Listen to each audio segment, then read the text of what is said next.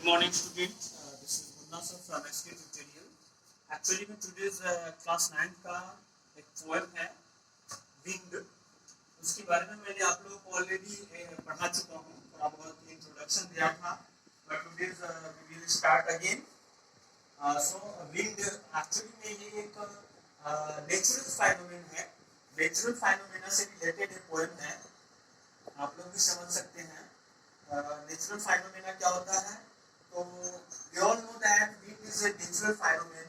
In this poem, the poet talks to the wind. इस poem में poet जो है wind के बारे में बात किया है और the power of wind has been described and poet says that wind is destructive. Actually में इसमें wind की power को describe किया है. Wind actually में आप जानते हैं wind जो है wind means क्या होता है? Wind means होता है हवा. हवा होता है. Wind means हवा होता है. और सबसे पहली बात जान लीजिए ये हवा जो है अगर ये स्लो हो, I mean हम लोग बच्चा क्लास में पढ़े भी हैं slow and gentle wind is called breeze. I mean जो अच्छा लगता है. बट यही जब बड़ा रूप लेता है यानी पावरफुल होता है, जब यही विंड बहुत पावरफुल होता है तो well the poet says wind is destructive. I mean जब ये पावरफुल हो जाता है तो ये बहुत चीज को नुकसान कर देता है.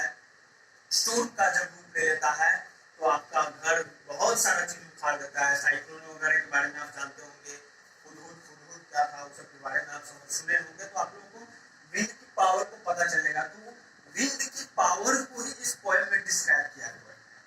पोएट ने इस पोएम में पूरे पोएम में यही डिस्क्राइब किया है कि विंड जो है जब वो अगर फ्लो हो, जेंटल हो तो हमारे लिए कोई नुकसानदेह नहीं है. लेकिन जब वो अपने पावर में आ जाए तो वो बहुत नुकसान कर सकता है. और इंसान को प्रिपेयर रहना चाहिए हमेशा. Always prepare for face the powerful wind. Poet का कहना है इस पोएम के जरिए पोएट यही मैसेज दे रहे हैं हम लोगों को कि हमें अपने लाइफ में बड़े से बड़े कठिनाइयों के सामना करने के लिए तैयार रहना चाहिए. हमें यह समझना चाहिए कि जिस प्रकार एक विंड जब पावरफुल होता है तो हमारी कमजोर छत को उड़ा ले जाता है, हमारे घरों को गिरा देता है, फूल्स पेड़ पौधे सब उखाड़ देते हैं. अगर हम स्ट्रांग हो जाएं तो वह पावरफुल विंड हमारा कुछ नहीं बिगाड़ पाएगा. सेम टू सेम अपने लाइफ में उतारेंगे और अपने लाइफ को इस बात को समझा लेंगे, अपने आप को उस लायक बना लेंगे कि हमारे लाइफ में बड़े से बड़े ट्रबल आ जाए, बड़े से बड़ी प्रॉब्लम का फेस करना पड़े, लेकिन हम उस पे अपना विजय प्राप्त करें, overcome for the trouble. And तो इसके लिए हमें अपने आप को प्रिपेयर रखना होगा, तैयार रखना होगा. इसी बात से रिलेटेड यही टॉपिक है इस पोएम में.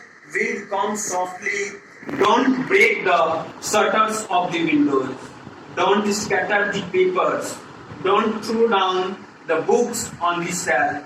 There look what you did, you threw them all down. Wind को पोएम में पोएट कह रहे हैं विंड को कि विंड तुम स्लो आओ, क्योंकि तुम फास्ट आओगे तो पता ही है क्या क्या नुकसान हो जाएगा. तो विंड कम सॉफ्टली, क्योंकि तुम्हारे फास्ट आने से क्या होता है शटर्स जो है टूट जाते हैं, विंडोज खुल जाते हैं, टूट जाते हैं, पेपर्स इधर उधर हो जाते हैं, जो रैक में बुक्स लगे हुए हैं वो बुक्स एक्चुअली में गिर जाते हैं, खराब हो जाते हैं. तो ये सारी बातें जो है विंड के फास्ट आने से होती है. The poet is talking to the wind and asks the wind to come softly. So he is saying that the wind should not be very strong. मतलब विंड को बहुत तेज स्ट्रॉन्ग नहीं होना चाहिए, लाउड नहीं होना चाहिए. It should be soft and stable. उसे सॉफ्ट होना चाहिए, सटेबल होना चाहिए. Then he says that the wind is very powerful, it is destructive. अगर वो ज्यादा पावरफुल होगा तो बहुत सारी चीज को डिस्ट्रक्ट करेगा. क्यों? It breaks the shutters of windows and scatters the papers. When the wind is very powerful, all the books which are kept on the shelf fall down. जितने भी बुक्स हैं जो सेल्फ में रखे हुए हैं, अलमीरा में रखे हुए हैं, वो नीचे गिर जाएंगे.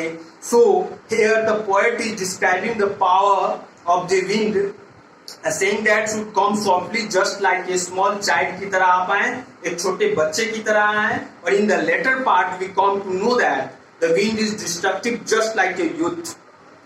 जब वो एक बच्चे की तरह आएंगे तो उससे कोई नुकसान नहीं होगी, लेकिन जब यंग की तरह यंग होकर विंड आता है तो उससे बहुत नुकसान हो जाएगा।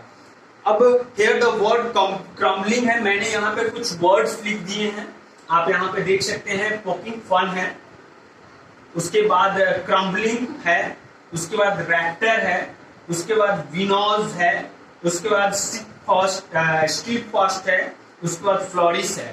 तो ये सारे वर्ड्स का जो है डिस्क्राइबिंग हम आपको साइड में कर दिए हैं, आपको ये नोट कर लेना है अपने नोटबुक में।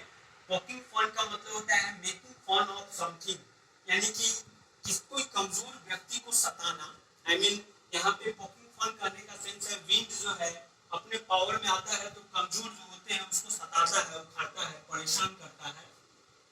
क्रम्बलिंग फॉलिंग, क्रम्बलिंग का मतलब होता है टूट के कोई चीज गिर जाना, आई मीन जैसे घर गिर जाना, पेड़ पौधे उखड़ जाना, गिर जाना। रैप्टर का होता है स्लॉपिंग बीम, रैप्टर होता है जैसे छत के बीच में आप जो देते हैं वो रैप्टर होता है जो आपके रूफ को, आई मीन आपके घर को सपोर्ट करता है, उसके वजह से रूफ जो है टिके होते हैं।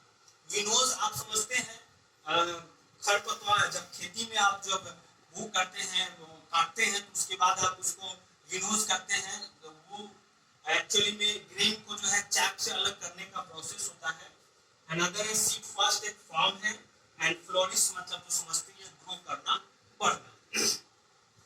चलिए आज के इस वीडियोस में इतना ही, फिर अगले वीडियोस में मैं आप लोगों को कुछ और इस पोएम को ही खत्म कर दूंगा। फिलहाल आप लोग इतना इंट्रोडक्शन समझे, इस मीनिंग को समझे। इंट्रोडक्शन मैं आप लोगों को बताया हूँ, इस पूरे पोएम में यही इंट्रोडक्शन, इस पोएम का मैसेज यही है। इस पोएम में यही पॉइंट डिस्क्राइब किए हैं कि इंसान को अपने आप को किसी भी बड़े से बड़े प्रॉब्लम के लिए, बड़े से बड़े ट्रबल के लिए तैयार रहना चाहिए। नेक्स्ट मैंने अगले वीडियोस में मैं आप लोग